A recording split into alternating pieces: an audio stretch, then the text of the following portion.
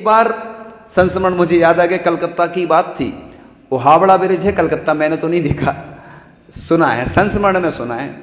तो उस पर आचार्य श्री विहार कर रहे थे, प्रवेश होना होगा या जैसा भी, तो या मतलब निकल रहे थे उस पे से हावड़ा ब्रिज पे।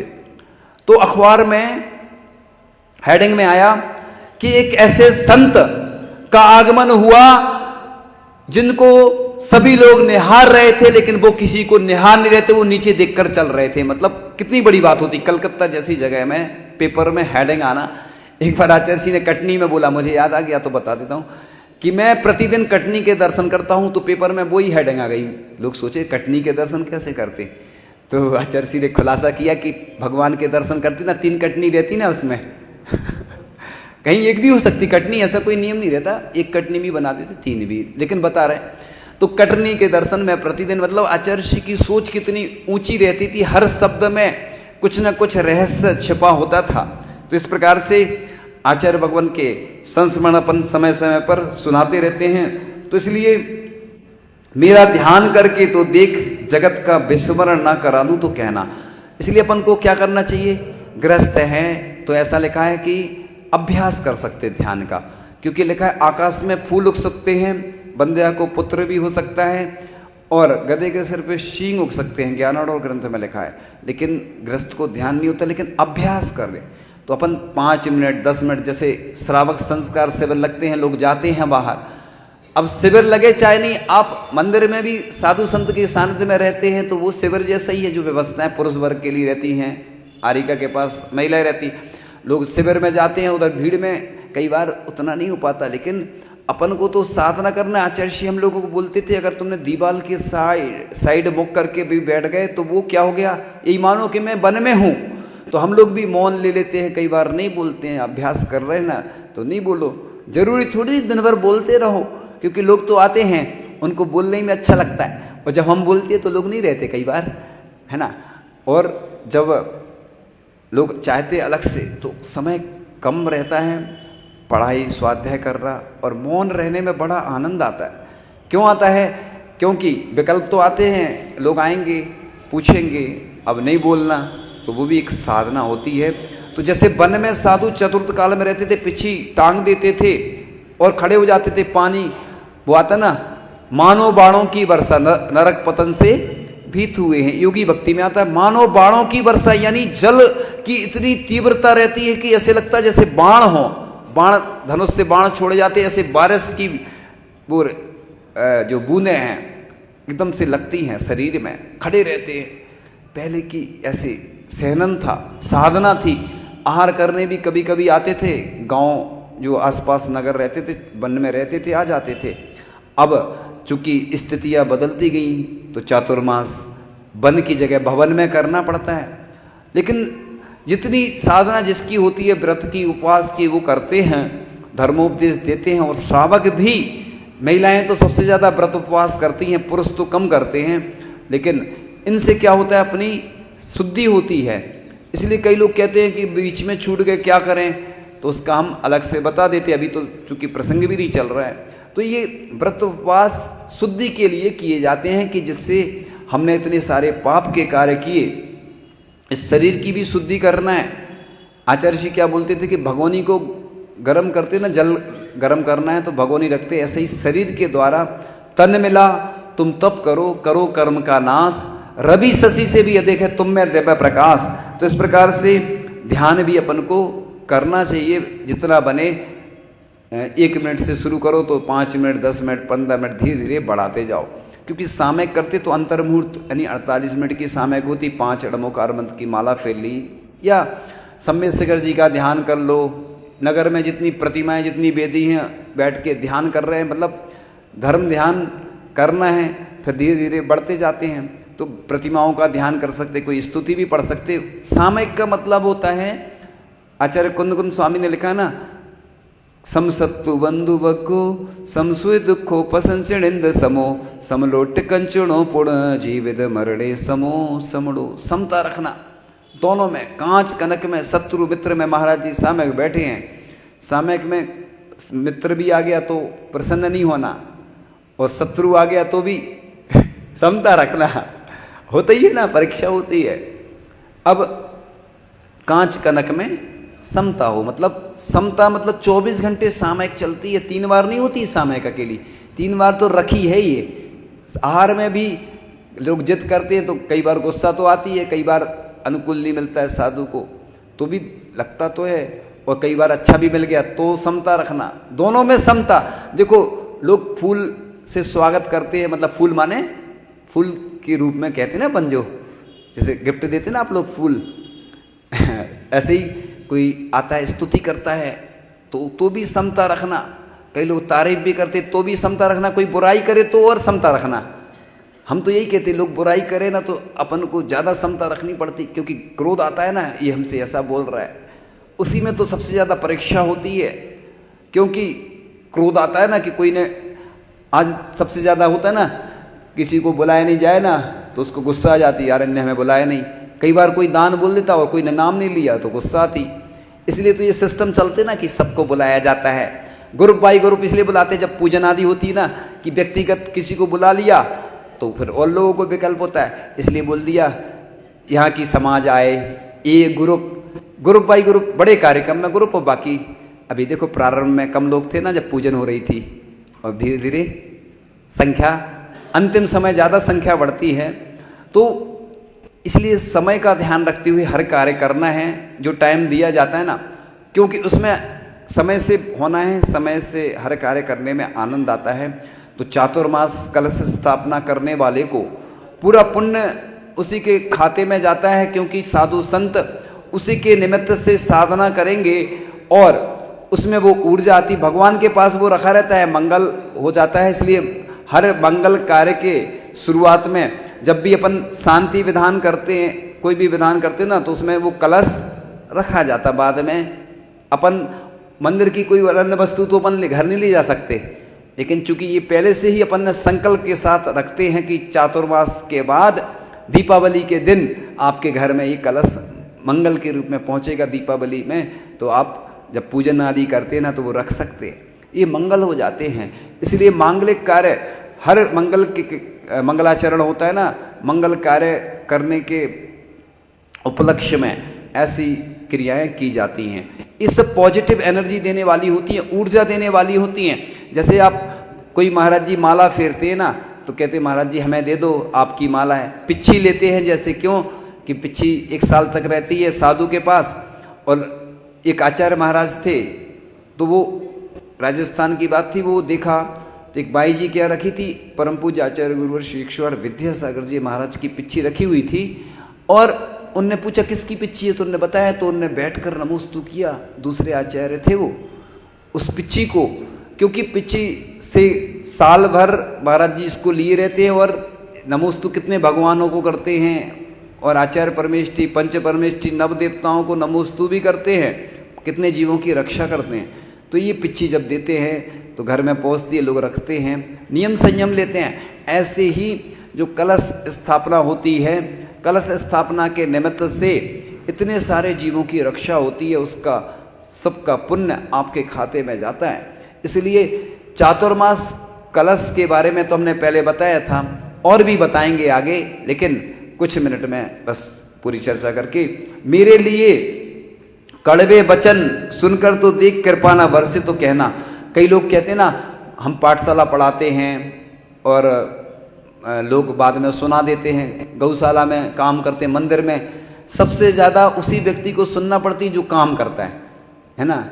इसलिए हर जगह ये समस्या है, क्योंकि हमने एक दिन और बताया था, फिर से बता देते हैं कि एक व्यक्ति ने, देश का प्रसिद्ध व्यक्ति, उसने बहुत अच्छी बात कही थी, हमें किसी ने सुनाई थी, कि उसने कहा था कि परोपकार के कार्यों में, सामाजिक कार्यों में करने में वही आगे आए जिसको अपमान को सहन करने की क्षमता हो। इसलिए जो पाठशाला पढ़ाते हैं पूरे देश के लोगों के लिए मैं बोल रहा हूँ, गौशाला चलाते हैं, कोई भी धार्मिक परोपकार की संस्था चलाते हैं, कि आप लोग सेवा कर रहे हैं तो वो पुण्य है। कई बार आहार में लोग जाते हैं तो कहते महाराज जी वो हमारी सुन ही नहीं रहे, लोग अपनी अपनी चला रहे। तो भैया जो साथ में जा रहा है, पूरे भारत के लिए बोल रहा हूँ, साधु संतों के साथ जो जाते हैं, यहाँ एक व्यक्ति को नहीं बोलता हूँ मैं, क्योंकि किसी किसी को बुरा लग जाता है कि ये हमारे लिए बोला जा रहा, नहीं। तो वो जाते हैं, आहार कराने जाते हैं, सुनना पड़ता है, बिहार कराते हैं। बाद में आप 99 काम अच्छे कर लोगे तो लोग हो सकता है प्रशंसा नहीं कर रहे हैं, एक आध गलती हो गई तो बस फिर पूरे उड़ेल देते लोग। ऐसा नहीं करना चाहिए, क्योंकि वो व्यक्ति भी देखो उसका स्वभाव भी ऐसा नहीं है, उसको भी अगर कोई कुछ बोल दे तो लगता है। और घर के परिवार के लोग भी बोलते ना, तुम तो बस मंदिर में रहते हो, देखो तुम्हें क्या मिलता है, तुम गौशाला में लगे रहते, तुम पाठशाला में लगे रहते करते हैं। कई लोग तो ये बोलते तुम तो मंदिर में रहने लगो। ये कॉमन महिलाएं ज़्यादा अगर माला फेरती ना, स्वाध्याय वगैरह करने ज़्यादा हो जाए ना। आजकल तो ये भी समस्या है कि लोग बोलते हैं महाराज जी अगर लड़की या लड़का ज़्यादा धार्मिक हो जाता तो शादी नहीं होती, चिंता नहीं करो तुम्हारी और अच्छे से होगी, तुम्हारा पुण्य बढ़ेगा। ऐसा नहीं है, ये गलत है लोगों की सोच। मतलब तो तुम्हें नशेली ऐसा चाहिए व्यक्ति जो शराब पीता हो, है ना। लोग क्या, हमें समझ में नहीं आती लोगों की मेंटलिटी है कैसी। एक तो ये कहते कि वो देखो देख लो अच्छे से लड़की लड़का देख लो कि वो कोई गड़बड़ तो नहीं है, परिवार गड़बड़ तो नहीं है, सब खोजबीन करते देखते हैं। और दूसरी तरफ अगर कोई धार्मिक ज़्यादा होता है तो उसकी शादी नहीं होती। तो मतलब दोनों जगह समस्या है, अगर कोई बिगड़ा हुआ हो तो समस्या, और कोई धार्मिक है तो समस्या। अरे ये सोचो कि हमारा सौभाग्य है कि ये धार्मिक है, क्योंकि धार्मिक व्यक्ति मिलना आज के समय में सबसे कठिन है। बिगड़े हुए तो मिल जाते। आप देखो कोई सोले का भोजन करता तो उसको समस्या है, जो सामान्य भोजन करते तो रेस्टोरेंट में खा लेंगे। और एक और उदाहरण देके पूरी बात पहले कर लेते हैं। तो क्षमासागर जी महाराज ने एक बार सुनाई थी कि कोई सोले वाला व्यक्ति है और घर में सोले के कपड़े डाल दिए, किसी बच्चे ने छू लिए, अब उसको गुस्सा आ जाता है। क्यों आएगा? क्योंकि अब फिर से डालना पड़ेंगे और लेट हो जाएगा वो। तो देखो कुछ चीज़ें तो ऐसी होती ना कि हो जाता है। मेरे लिए कुछ बनकर तो देख, तुझे कीमती ना बना दूं तो कहना। जैसे मुनि आदि बन जाते हैं, आचार्य उपाध्याय आरिका त्यागी व्रती। भगवान कह रहे हैं कि तू मेरा बनकर तो देख, हर एक को तेरा ना बना दूं तो कहना। प्रभु के लिए समर्पित तो हो जाओ। देवशास्त्र गुरु नवदेवताओं के प्रति जो समर्पित हो जाता है पूरी दुनिया उसकी दीवानी हो जाती है। आचार्य ऋषि को देखो हर कोई चाहता था, सिर्फ जैन ही नहीं जैनेतर। मतलब आचार्य ऋषि ने काम भी ऐसे किए कि सब चाहते थे उनको। अभी मुझे समय नहीं है मेरा, चूँकि समय आज का बिल्कुल टाइम टू टाइम करना है और हमारा समय हो गया, थोड़ी सी बात कह के पूरा करें। तू मेरा बनकर तो देख, हर एक को तेरा ना बना दो तो कहना। मेरी तरफ आकर तो देख, हाँ तेरा ध्यान ना रखूं तो कहना। तो इस प्रकार से ये चातुर्मास कलश में जो भी चातुर्मास से अकेला मतलब नहीं है। जैसे रक्षाबंधन विधान होता है, श्रीफल भी चढ़ाते हैं, सब कार्य पुण्यवर्धन हैं। क्योंकि पाप के कार्य में तो सब लोग आ जाते हैं आगे, लेकिन पुण्य के कार्य में बिरले जीव आ पाते हैं। इसलिए हर कार्य में समय का ध्यान रखें, चाहे स्वाध्याय हो चाहे कोई कार्यक्रम हो, समय से आने में बहुत फायदा होता है। समय से आप लोग भी चले जाते हैं और हम लोगों की भी हर नियम जो क्या बोलते हैं चर्या होती है व्यवस्थित हो जाती है। इसलिए हर कार्य समय से करना है। और कलश जो भी लेंगे, चाहे वो बड़े व्यक्ति हों चाहे छोटे व्यक्ति हों, वो सब पुण्यशाली होते हैं। इसलिए पंचकर्णक होता है तो 30-40 पात्र बनते हैं। माता पिता भी महत्वपूर्ण होते हैं, स्वधर्मेंद्र, फिर ईशान कुबेर सब। अब नहीं तो फिर अकेला एक ही व्यक्ति स्वधर्मेंद्र बना दो, दूल्हा के लाजा, बारात नहीं हो तो दूल्हे की कोई कीमत नहीं है।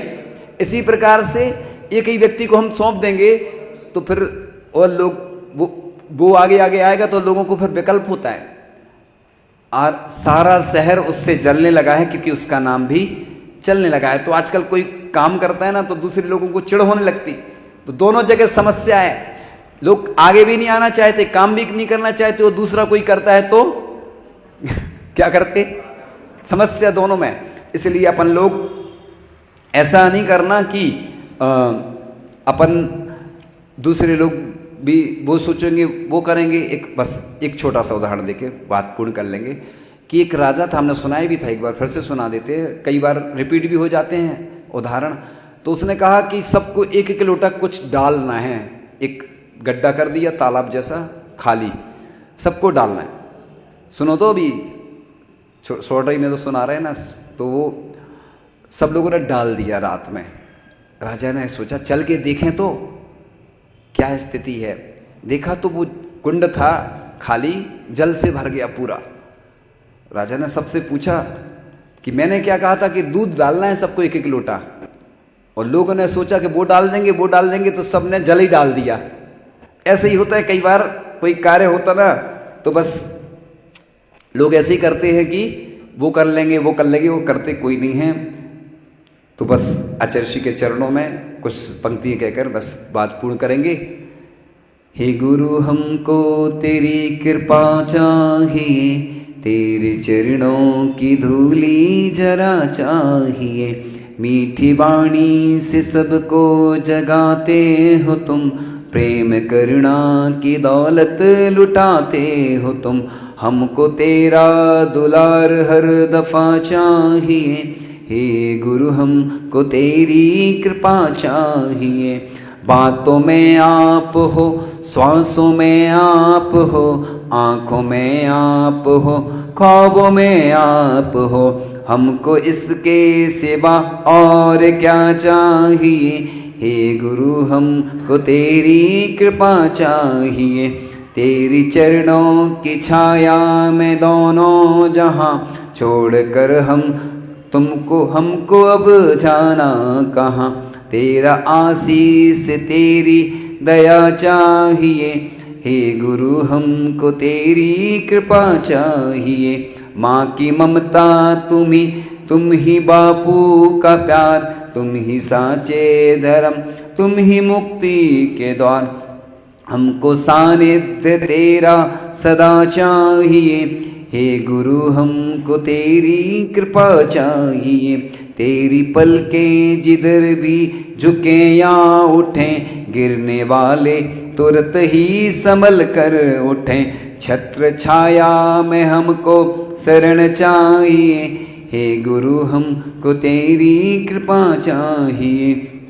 चाहे स्वर्गों का सुख हो या नरकों का गम, हो किसी जन्म की या हो मृत्यु का गम, हमको तेरा नजारा वफा चाहिए, हे गुरु हमको तेरी कृपा चाहिए। परम पूज्य आचार्य भगवान गुरुदेव शिक्षण विद्यासागर जी महाराज की, परम पूज्य आचार्य श्री समय सागर जी महाराज की। जवड़ी के ज्ञान ते सुझे लोकालो, सो वाणी मस्तक नमो सदा देत हूँ तो, हे जिन वाणी भारती माँ तो हे जपो दिन रैन, जो तेरी शरणा गहे सो पावे सुख चैन, देव भजो अरिहंत को गुरु सेवा निर्गंथ, दया धर्म पालो सदा यही मोक्ष का पंथ। नवर्ण का